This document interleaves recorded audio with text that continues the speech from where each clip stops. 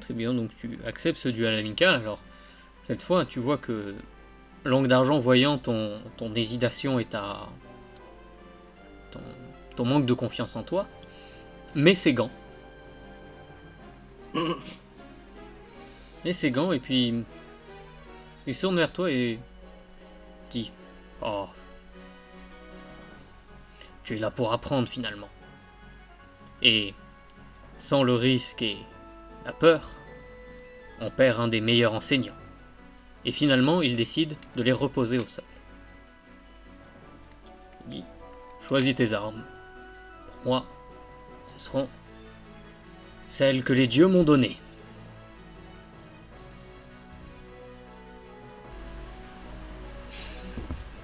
Dilemme pour moi. Parce que du coup, Bienvenue dans j'aurais la envie de sauce. faire pareil, sauf que moi, j'ai pas de griffe. Donc, bats-toi avec tes petites cornes. Hein? Bats-toi avec tes petites cornes. Je pensais pas à mes cornes. Bien, très bien. Je Je vais prendre mon bâton quand même. Ok. Je te laisse commencer. D'accord. Alors, par contre, il faut que je me replonge dans mes compétences. Je vais la jouer parce que finalement, ouais, Elegios, il va pouvoir aussi, je pense, partir de cette hésitation et paradoxalement peut-être ne pas se donner à fond au début. C'est-à-dire, il va commencer avec le bâton, tout simplement. Parce que D'accord. il sait pas trop sur quel pied danser. Finalement, il a peut-être un peu peur aussi, hein, parce il, il part pas gagnant. Il se dit, je m'attaque à quelqu'un qui est quand même vachement plus fort que moi, donc un peu, un peu dans cette logique de manque de confiance en soi par rapport à son potentiel. Et donc, il va tenter une attaque de bâton simple, mais je vais dire pas idiote non plus, hein.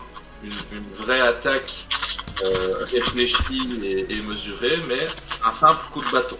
Ok, très bien. Alors, tu le prends à une main ou deux mains, ton bâton? Vu la carrure du personnage, je vais le prendre à deux mains. D'accord. Bah, je te laisse faire un dé d'attaque, donc lance un dé 20. Oui. Évidemment, il part à au-dessus tous les pieds, et c'est un 14. 14 plus 2, tu touches. Et donc, tu me lances un dé 8 pour tes dégâts. Alors, par contre, je ne pense pas avoir de D8. Ah si, attends. C'est la double pyramide. Espèce de diamant comme ça. 6 de dégâts. Et donc, tu fais effectivement 6 points de dégâts. Donc, tu assènes un grand coup. En t'approchant au début timidement et à la fin, tu réussis à prendre bien ton élan. À t'approcher de l'imposant Sandragon. Et à abattre un puissant coup sur ses bras qui partent, mais qui encaissent quand même le choc. Il te sourit et dit: Attention, c'est mon tour. Et donc on est à un 15 pour toucher. Quelle est ta classe d'armure? Alors, je te dis ça tout de suite. Ma classe d'armure, c'est 13. 13, très bien. Et tu prends 4 points de dégâts tranchants. Ok. Sa griffe, alors que tu viens d'asséner ton bâton, d'une main il le dégage, enfin il le détourne, enfin te l'enlève des mains, et de l'autre il fait foncer sa griffe vers ton visage, qui te tranche un peu ici. Donc c'est une réaction à mon attaque qu'il fait, c'est pas une Non. attaque à... Si, c'est une attaque à lui. Donc est-ce que je peux réagir là-dessus ou pas? Oui, Pour une réaction? oui. Si je dis pas de conneries, j'ai un truc en réaction. En réaction, toi tu as... Oui, la fureur de l'ouragan. Une créature qui te touche au contact. Donc je vais faire ça. Peut-être un peu mu par la peur de voir cette griffe foncer sur moi, et je pense quelque part une partie de mon inconscient va activer la fureur de l'ouragan. Effectivement. À ce moment-là, alors pas toi du coup, Valna qui est parti avec le Alphelin, Ouais. mais Lens qui est toujours là, en regardant l'affrontement, voit des éclairs très furtifs sortir de tes yeux, Elios. et une espèce de détonation émerge de toi. Comme si la foudre venait de frapper. Dans un réflexe surhumain, l'angle d'argent réussit à se dégager, mais encaisse quand même un peu le coup. Je te laisse lancer 2d8. Alors, par contre, je disais une connerie. Tout à l'heure, ce que j'ai lancé, c'est un D12. Ah merde, bon, c'est pas grave. C'était quand même bien tombé, ça n'a pas été au-dessus de 8. Ouais. Donc, j'ai pas de D8. J'ai un D4 et j'ai un D6. Donc, je vais faire le D8 sur Roll20. Du coup. Ouais. Lance-en 2, du coup. Et là, comme il a réussi son jet de sauvegarde de dextérité, il subira que la moitié des dégâts. Donc, c'est /R 2D8, c'est ça, hein? C'est ça. On va voir. 1 plus 5, j'ai 6. D'accord. Bah, il subit 3 points de dégâts. Et il te regarde. Un peu sonné. Il te fait... Eh ben, vois-tu, jeune homme, il semblerait que c'est moi qui ai encore beaucoup à apprendre. Tu m'as bien eu. Je vais pas te cacher que je commence à fatiguer. Je pense aller me reposer, mais je te retrouverai pendant le repas. Oui, du coup, Elegios qui est un petit peu, pas choqué, mais qui est seulement en train de réaliser ce qui vient de se passer, va bredouiller un oui, merci, avec plaisir, mais en même temps se dire attends, qu'est-ce qu'il y a eu? Parce que quelque part, il sait que c'est son pouvoir qui vient de s'activer, mais il s'y attendait pas. Et donc il faut un petit peu de temps pour process, et donc il va répondre la sociabilité minimum en disant oui, avec plaisir, mais il va être à moitié perdu dans ses pensées en se disant bordel, c'est moi. Voilà, c'est un peu dans le mood dans lequel il se trouve. Et ça me fait super plaisir parce que c'est exactement comme ça que j'aurais imaginé le combat. C'est-à-dire avoir ce côté un petit peu surnaturel qui ressort et qui laisse comprendre à notre ami Langue d'Argent que voilà. Il y en a peut-être un petit peu sous le capot, quoi. Toi, Valna, du coup, tu rentres dans la tente du réfectoire, qui est à cette heure-là un peu déserte. Et tu vois juste cet alphelin un peu malicieux, qui a récupéré les morceaux de pain que tu avais balancés sur la table tout à l'heure, et qui est tranquillement en train de se tartiner un pot de confiture qu'il a aussi sorti de sa besace, qui visiblement contient énormément de bonnes choses. Un sac sans fond. Même s'il te tourne le dos, il dit « Viens, viens, je t'en ai préparé pour toi aussi. » Et il te tend une tartine par-dessus son épaule. Je pense que je suis un peu étonnée, mais à la fois pas trop vis-à-vis de ce que j'ai entendu avant. Et du coup, je pense que je vais la prendre et je vais m'asseoir à côté de lui. Tu manges, c'est de la confiture de prune, comme t'en as déjà mangé plein de fois. Elle a un goût un peu familier, tu vois, un peu de maison, quoi. C'est un peu une Madeleine de Proust, quoi. Tu sais que quand t'étais petite, t'avais l'habitude d'en manger beaucoup. C'est vrai que t'as perdu un peu l'habitude en grandissant, et ça te fait pas de mal d'en regoûter un peu. Voilà. Bon. Comment ça va, toi? À la fois énervé et déçu par le comportement de l'autre là. Mais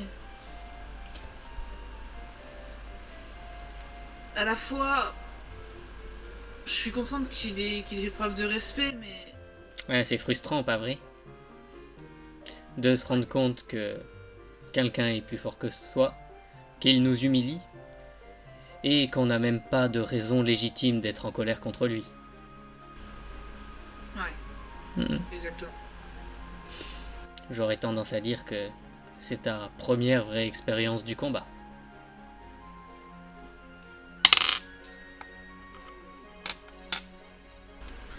Comment vous savez tout ça? Enfin, Comment je sais tout ça? Je me suis moi-même beaucoup battu. Je suis un petit alphelin, tu sais. On n'est pas fort par chez moi. On a plus l'habitude de se faire péter la gueule. Alors, quand on découvre pour la première fois quelqu'un qui nous pète la gueule pour des bonnes raisons, on est d'autant plus en colère.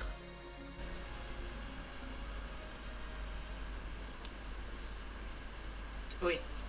Je crois que je commence à comprendre. Enfin. Qu'est-ce qui t'a amené ici? Je veux dire, t'as pas l'air d'une bastonneuse. Pas vraiment, non. J'ai... Un matin, j'ai ouvert les yeux et j'ai su que je devais partir.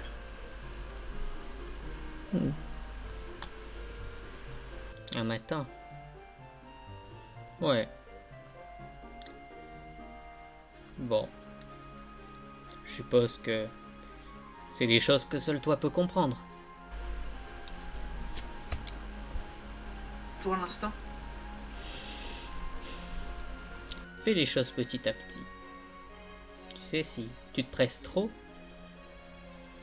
tu vas juste te péter les dents. Comme ce que t'as fait aujourd'hui.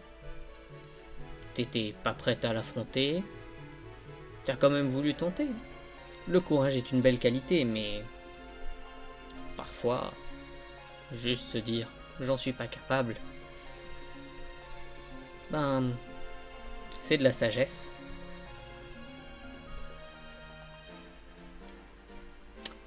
Enfin, moi à ta place, petite leçon de sagesse, je me barrerai d'ici vite fait. Le gros Armand aime pas trop qu'on fouille dans son garde-manger, et quand il se rendra compte que j'ai piqué toute sa confiture de prunes, il va être en furie. Il saute de la table sur laquelle il était assis, et se barre en courant.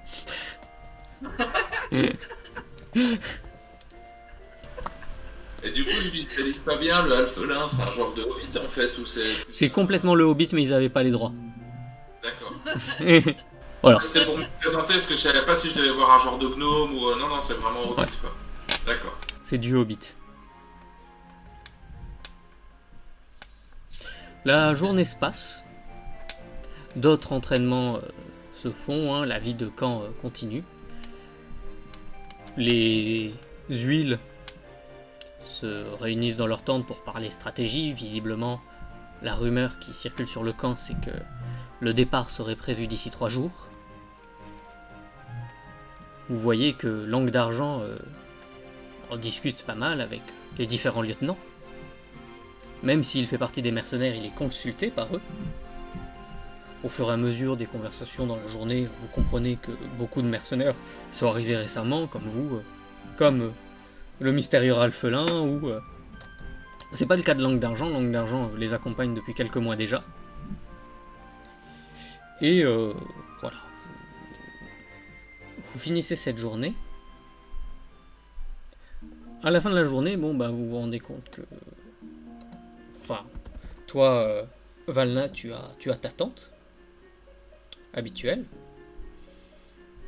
Et il se trouve, alors tu ne l'avais pas remarqué jusque-là, mais que c'est la tente adjacente à celle d'Armand. Armand qui t'a généreusement proposé, Eliagrios, de t'héberger pour la nuit, vu que toi tu n'avais pas prévu de tente, tu n'en avais pas. Toi, Lens, c'est bien plus simple. Les tentes sont mises en cercle autour d'un grand arbre. La plus grande tente, c'est celle des lieutenants, dans laquelle Langue d'Argent dort aussi. Toi, tu as simplement décidé de t'adosser à l'arbre pour dormir, Oui. en gardant tes affaires sur toi. C'est ça. Les tours de ronde sont organisés par les soldats. Vous, les mercenaires, vous n'avez pas à vous en soucier.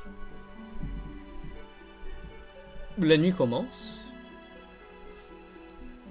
Vous vous endormez tranquillement. Dans le campement, vous entendez le bruit des chouettes, des insectes. Une petite pluie commence à tomber. Elle tapote le toit de la tente. Enfin, des moustiques qui avaient réussi à se glisser sous la toile t'embêtent un peu, Valna. Pas plus que ça. Lens, tu te débrouilles pour te caler sous les branches et éviter ainsi les quelques gouttes qui ruissellent le long du tronc. Je remets ma capuche Et tu remets ta capuche. avec mes 2 grandes cornes qui dépassent là comme ça en mode barre. Et toi, Et Gios, tu t'endors paisiblement. À côté de l'odeur de putréfaction. Plus, en fait, Par l'odeur de gangrène Voilà. du bradard. voilà, fatigué mais heureux, en disant que cette aventure commence plutôt bien. Voilà. Tout va bien, tout est calme. Toi, Lens, tu ne dors que d'un œil finalement, comme à ton habitude. Tu vois de temps en temps des rondes de 2 soldats qui marchent en tenant une lanterne. Enfin, une nuit comme les autres au camp. Et puis là, un hurlement. Un hurlement déchirant. Yes. Rip le repos long, du coup. Rick, Ouais. le repos lent. Vous avez un repos court. Je sais pas si ça vous donne quelque chose à chacun. Je crois qu'il y a que... Moi, ça change rien du tout. J'ai rien épuisé, moi. Tu peux relancer des dés de vie si tu veux, et les Gios. Ah ouais. C'est combien ça, les dés de vie? Alors tes dés de vie c'est des dés 8. Albol. Putain. Parce que tu as perdu combien de points de vie déjà? T'en as perdu 4, c'est ça? 4, il me semble. Donc tu lances un dé de vie auquel tu rajoutes ton bonus de constitution, donc plus 2, donc tu regagnes au moins 2 points de vie par dé de vie lancé. Slash R, 1 D8. Voilà. 2 plus 2, 4. Et bah, tu regagnes tous tes points de vie, voilà. Donc tu as 17 points de vie. Et toi Valna, normalement, tu peux regagner un emplacement de sort. Ouais. Ce cri, il vient pas de n'importe où. Lens, tu avais regardé un peu qui allait dans quelle tente, tu as compris d'où venait le cri. C'est dans la Ok. tente dans laquelle sont allés se coucher et les gosses et Armand. Oh merde. Oh non. D'accord, bah, je vais m'y précipiter. Tu te précipites Ah non, non. pendant ce temps, Ratir ce en qui main. se passe. Et les gosses, toi, tu vois ton camarade de chambre, enfin de tente, en train de se tenir, la bouche comme ça, et tu vois qu'il essaie de retenir le sang qu'il est en train de vomir. Ah. Il a pas l'air bien. Ça, c'est embêtant. Ouais. Tu croises rapidement ses yeux, et ce que tu vois, c'est quelque chose que tu n'avais jamais observé jusque-là. La véritable terreur. D'accord. Cet homme est terrifié. En le croisant, tu comprends qu'il appelle à l'aide. Mais c'est plus un appel à l'aide désespéré. Et lorsque une dernière lumière traverse son regard et tu comprends qu'il sait qu'il va mourir, la tête d'une créature explose son cou et en sort. Bienvenue dans Alien. Oui, c'est ça, mais... Exactement. c'est une alien. C'est une espèce de créature immonde, amphibie. Sa tête fait ronde, luisante, une dizaine de centimètres de diamètre. Elle a une énorme bouche qui la traverse totalement, comme si cette sphère ne demandait qu'à s'ouvrir. Avec, tu peux le voir, 3 rangées de dents qui grignotent la chair d'Armand. Dépourvue de pattes, elle a une espèce de longue queue qui ressemble à une nageoire plate, immonde. Sa peau semble noire, luisante sous le sang, tu n'es pas tout à fait certain dans la nuit. La créature arrache 2-3 morceaux de chair de ton nouvel ami avant de s'enfuir par la porte de la tente. Donc, j'ai le droit à aucune réaction. Je vais dire, sous le choc. Tu peux réagir maintenant. Mais je peux réagir maintenant, mais du coup, la bestiole elle est déjà partie. Oui. Donc, j'ai pas pu réagir sur le coup. Oui, non, sur le coup, tu voyais ça, tu viens de te réveiller, tu vois ça. Ok, ouais. D'accord. Oui, parce que même si je suis jeune et tout ça, même si c'est mon début d'aventure, j'ai quand même été, entre guillemets, formé. Donc je me remets quand même pas loin de mon équipement. Donc je vais tout de suite peut-être me saisir de mon épée courte. Mhm. Et puis je vais quand même aller voir Armand dans un premier temps, voir si constater qu'il est effectivement mort, voir s'il y a encore moyen de faire quelque chose. Je pense que c'est l'empathie qui va prendre le dessus. Fais-moi un jet de médecine avec avantage. Ouais, alors hop. Sin, j'en ai pour 5 et avantage de lancer 2 dés, c'est ça hein, Ouais. le meilleur. D6, hein, c'est ça? Des 20. Ah, déjà. Alors hop. 19 et 9. Donc tu fais un total de 25. 24, 19 plus 5. Ah oui, pardon. Il est mort. Il est mort sans aucun doute. Mais ce que tu observes, et qui te semble étrange, c'est que tu as l'impression que la créature a creusé un canal. Canal qui a abouché au niveau de sa gorge, du coup. Et quand tu regardes à l'intérieur de son cadavre, ça partait de son torse, et ça venait de l'intérieur de son bras. D'accord. Est-ce que je vois quelque chose au niveau de sa blessure? Non. Je Enfin, ne vois pas d'entrée. C'est pas comme si la bestiole a pu profiter de la cicatrice pour rentrer. non, tu vois pas de telle chose. La blessure est la même que celle que tu as observée tout à l'heure. Si ce n'est que maintenant elle est recouverte du sang d'Armand. Oui, Voilà. il n'y a pas eu de nouvelles. Ouais. Ça veut dire que la bestiole était là, soit avant, ou alors elle a été injectée durant la blessure. Ouais. Je reviens à toi tout de suite après, Lens. Hein. Mais comme toi t'es déjà dehors, je fais les choses dans l'ordre. Hein. Donc en simultané, donc Valna, toi tu entends ce cri. Qu'est-ce que tu fais? Bah, je me lève, je me rééquipe. Déjà. Je Mhm. me rééquipe. Et je vais voir d'où ça vient. Ok, donc tu sors la tête de ta tente. Et toi, Lens, pendant que tu te précipites donc vers la tente, mais le temps que tu resitues les choses, que tu attrapes ta rapière et tout, que tu commences à courir vers la tente, et là, tu vois cette créature sortir. Une espèce de... Je sais pas. Est-ce que j'ai le temps de l'atteindre, de la toucher, faire quelque chose, ou je la vois juste? Alors là, pour le moment, tu la vois. Tu t'attendais pas à ce que ça sorte. Je décris le truc. Elle est à bien 3 mètres de toi, à ce moment-là. Au moment où elle sort. D'accord. Alors là, c'est quelque chose qui ressemble à une espèce de gros rat. Et à ce même moment, Ok. vous entendez des dizaines de cris qui sortent de toutes les tentes autour de vous.